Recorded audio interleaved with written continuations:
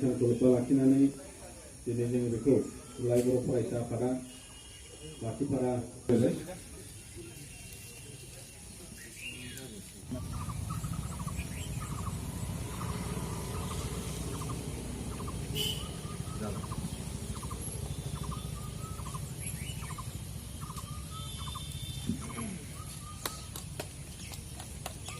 सुजित नार्जारिनि आंगो बिफा जोङो दान्दिसे सम बिथांमोननि थाखाय जोङो सिरि थानानै जों कन्डलेन्स खालामनि।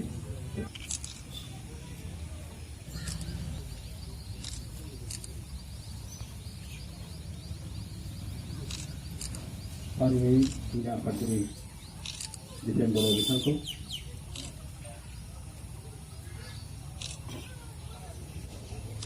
लरेन्स इस्लारि दुलाराय बर' फरायसा आफादनि गाहाय नेहाथारि आफादगिरि बे समाव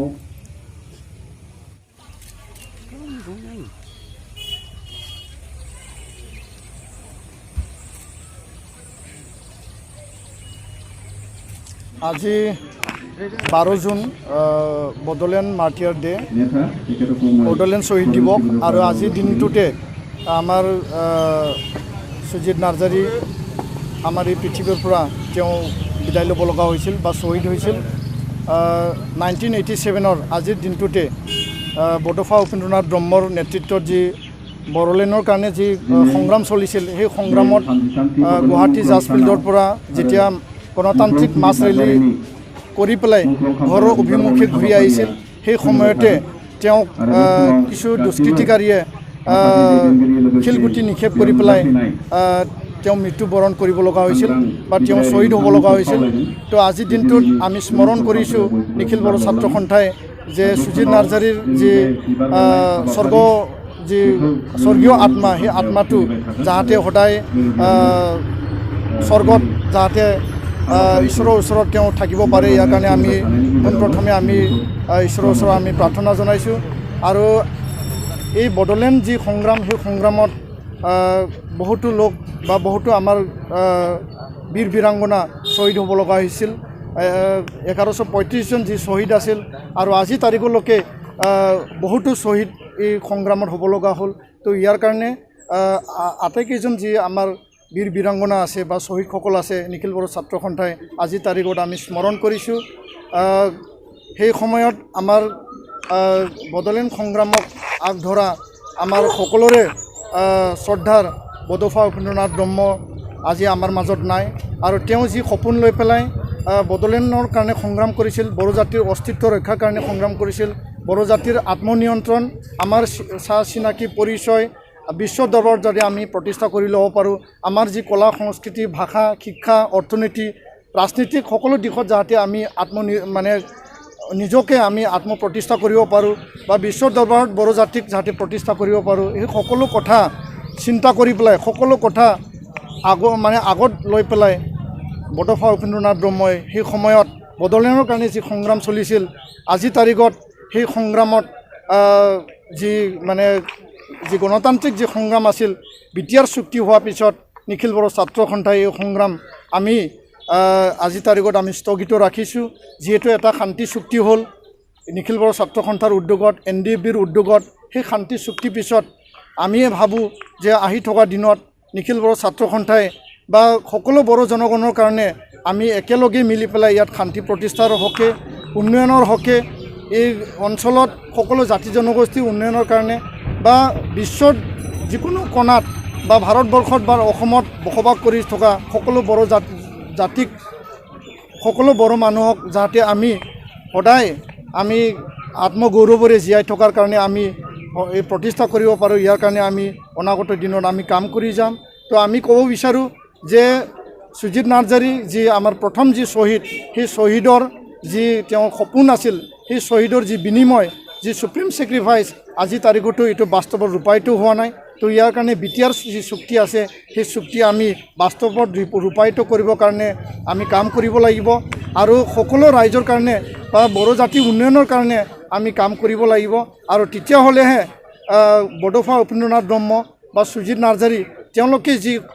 কথাক লৈ পেলাই যি উদ্দেশ্য লৈ পেলাই বড়ো বড়োলেণ্ডৰ কাৰণে যি সংগ্ৰাম চলিছিল বড়ো জাতিৰ আত্মনিয়ন্ত্ৰণৰ কাৰণে যি সংগ্ৰাম চলিছিল সেইটো মানে সপোনটো বাস্তৱত ৰূপায়িত হ'ব তো ইয়াৰ কাৰণে নিখিল বড়ো ছাত্ৰ সন্থা যি আধৰুৱা হৈ থকা যি কাম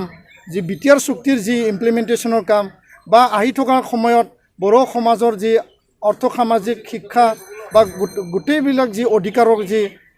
মানে পোৱাৰ যিখিনি কাম সেই কামখিনি আমি আগলৈ কাম কৰি যাম আৰু আগুৱাই লৈ যাম আৰু চৰকাৰক গণতান্ত্ৰিকভাৱে আলোচনাৰ মাজেদি যিখিনি বিটিআৰ চুক্তিৰ দফাবিলাক ৰূপায়ণ কৰিব লাগে ইয়াৰ কাৰণে আমি ভাৰত চৰকাৰ অসম চৰকাৰ একেলগে মিলি পেলাই আমি কাম কৰিম বুলি আমি নিখিল বড়ো ছাত্ৰ সন্থাই আজিৰ এই শ্বহীদ দিৱসক আমি মানে চৰকাৰকো আহ্বান জনাইছোঁ আৰু আমাৰ যি মনৰ কথা আমি প্ৰকাশ কৰিছোঁ। আজি আমাৰ বড়োলেণ্ড আন্দোলনৰ প্ৰথম শ্বহীদ সুজিত নাৰ্জাৰীৰ মৃত্যু দিৱস নিখিল বড়ো ছাত্ৰ সন্থাৰ যিটো উদ্যোগত উদযাপন কৰা হৈছে আৰু আজিৰ দিনত মই সুজিত নাৰ্জাৰী ডাঙৰীয়ালৈ মোৰ গভীৰ শ্ৰদ্ধাঞ্জলি জ্ঞাপন কৰিছোঁ। লগে লগে আজিলৈকে বড়োলেণ্ড আন্দোলনৰ নামত যিসকলে মৃত্যুবৰণ কৰিলে শ্বহীদ হৈ গ'ল তেখেতসকললৈও মোৰ তৰফৰ পৰা মই গভীৰ শ্ৰদ্ধাঞ্জলি জ্ঞাপন কৰিছোঁ। আজি মই ভাবিছোঁ যে এটা কম্প্ৰেহেনচিভ হিষ্টৰী তৈয়াৰ কৰাৰ প্ৰয়োজন হৈছে। যিমানবিলাক শ্বহীদ হৈছে এই শ্বহীদসকলৰ চুটি চুটি জীৱনীক লৈ হ'লেও এটা কম্প্ৰেহেনচিভ এটা হিষ্টৰী তৈয়াৰ কৰাৰ এটা প্ৰয়োজন আহি পৰি উঠিছে। সেইটো নিখিল বড়ো ছাত্ৰ সন্থাই নিশ্চয় আজি ল'ব বুলি মই ভাবোঁ, কাৰণ কোনে কেনেকৈ শ্বহীদ হৈছিল, কিহৰ কাৰণে আৰু কাৰ কাৰ ঘৰৰ অৱস্থা, গাঁৱৰ অৱস্থা, ব্যক্তিগত যিটো জীৱনৰ কথা সেইবিলাক কেনেকুৱা আছিল আজি আমি কোনেও গম নাপায়। আৰু এই যে ইমানবোৰ মানুহ যে শ্বহীদ হৈ গ'ল সেইটো নতুন প্ৰজন্ম বা আহি থকা প্ৰজন্মই জানিব পৰাকৈ এটা কম্প্ৰেহেনচিভ হিষ্ট্ৰী তৈয়াৰ কৰাৰ এটা প্ৰয়োজন আছে বুলি মই ভাবোঁ। আৰু আজিৰ যিটো নতুন প্ৰজন্ম তেওঁলোকৰ এটা দায়িত্ব, যিসকলে আজি মৃত্যুবৰণ কৰি পেলাই শ্বহীদ হৈ গ'ল জাতিৰ নামত বিভিন্ন কাৰণৰ হৈ গ'ল, কিছুমানে পুলিচৰ গুলীত, কিছুমানে বিভিন্ন পৰিস্থিতিত পৰি পেলাই আৰু সংঘৰ্ষ সংগ্ৰামৰ নামত বহুত মানুহ মৰি গ'ল। কিন্তু যিহেতু তেওঁলোকে এটা সপোন লৈ ওলাইছিল জাতিৰ কাৰণে কাম কৰিবলৈ আৰু তেখেতসকলৰ যিটো বলিদান সেইটো যাতে অথলে নাযায় তাৰ কাৰণে যিটো নতুন বড়ো সমাজ গঠন কৰাৰ আৰু নতুন সমাজ গঢ় দিয়াৰ যিটো এটা সপোন, ৰাজনৈতিক অধিকাৰ, অৰ্থনৈতিক অধিকাৰ আৰু বিভিন্ন সামাজিক স্থিতি আৰু ভাষা সংস্কৃতিৰ অস্তিত্ব ৰক্ষাৰ কাৰণে তেওঁলোকে যে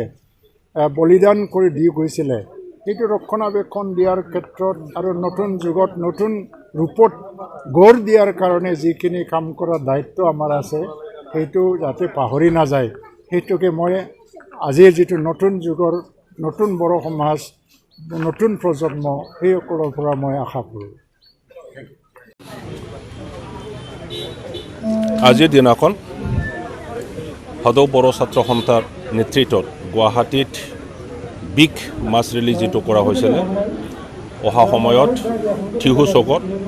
তেখেতৰ পাতৰ দি মাৰি পেলাইছে। তো তেখেতৰ স্মৃতি এতিয়াও বড়োসকলৰ ৰাইজৰ মনত বুকুত এতিয়াও জীৱিত আছে আৰু সদায় থাকিব। বড়ো জাতি যিমান দিনা জীয়াই থাকিব সিমান দিনাই সুজিত নাৰ্জাৰীৰ এই স্মৃতি মনত থাকিব, জীৱিত থাকিব। তো আজি আকৌ একেদিনাখন ইয়াত সুজিত নাৰ্জাৰীৰ স্তম্ভত অল বড়ো ষ্টুডেণ্টছ ইউনিয়ন তেখেতসকলৰ নেতৃত্বত আয়োজিত আজি সমূহ ৰাইজক লৈ পেলাই আকৌ পালন কৰা হৈছে। মই ভাবোঁ ইয়াং জেনেৰেশ্যন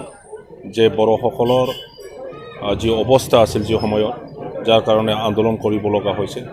বড়ো ৰাজ্য গঠনৰ কাৰণে, আৰু বড়োসকলৰ ভৱিষ্যত যেনেকৈ আমি স্থাপিত কৰিব লাগে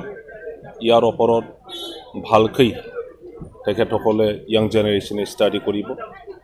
আৰু সুজিত নাৰ্জাৰীয়ে তেখেতে এতিয়া আমাৰ লগত নাই, কিন্তু তেখেতে মাটিয়াৰ হোৱাৰ পিছত সমূহ বড়ো ৰাইজেই বড়োলেণ্ড ছেপাৰেট ষ্টেট যে লাগে ইয়াৰ কাৰণে মনে প্ৰাণে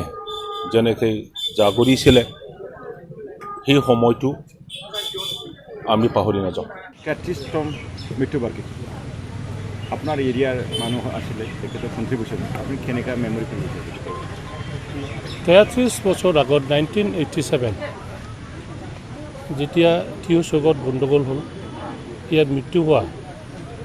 যিটো Sujit Narzary first martyrs of Bodoland movement এই 33 বছৰৰ ইতিহাস আজি ইতিহাস বহুত ডিফাৰেঞ্চ আছে যি সময়ত সুজিত নাৰ্জাৰীয়ে যেতিয়া ক্লাছ 9ত পঢ়িছিলে এজন ফুটবলাৰ হিচাপে নিজকে এজন ভাল প্লেয়াৰ হিচাপে চিনাক্ত কৰিছিলে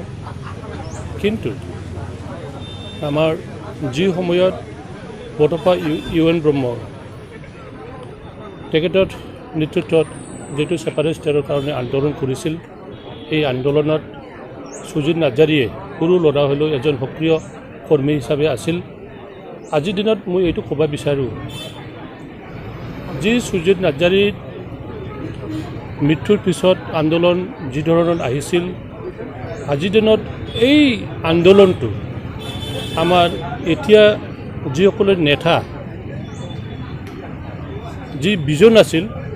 এই বিজনটো নোটছাৰ কৰাৰ কাৰণে মই দুখ প্ৰকাশ কৰিছোঁ কাৰণ আমাৰ 1987ত যিটো আন্দোলন আছিলে এইটো নো বড়োলেণ্ড নো ৰেষ্ট ডিভাইড আছাম 50-50 কিন্তু আজিৰ দিনত এইটো নহ'ল আশা কৰিছোঁ ভৱিষ্যত আমি নোৱাৰা আমি সকলোৱে নোৱাৰা যে বড়োসকলৰ বিজন এই বিজনটো ভৱিষ্যত কোনোবা নতুন জানা ল'ৰা যি ল'ৰাই মানে মাল্টিপাৰ্পজ নিচিনা কাম কৰে এই ধৰণৰ কাম কৰাৰ লিডাৰৰ আণ্ডাৰত থাকি যিটো সুজিত নাৰ্জাৰীৰ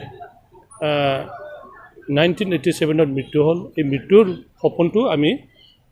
আজিৰ দিনত আনাৰ কাৰণে চেষ্টা কৰিব লাগিব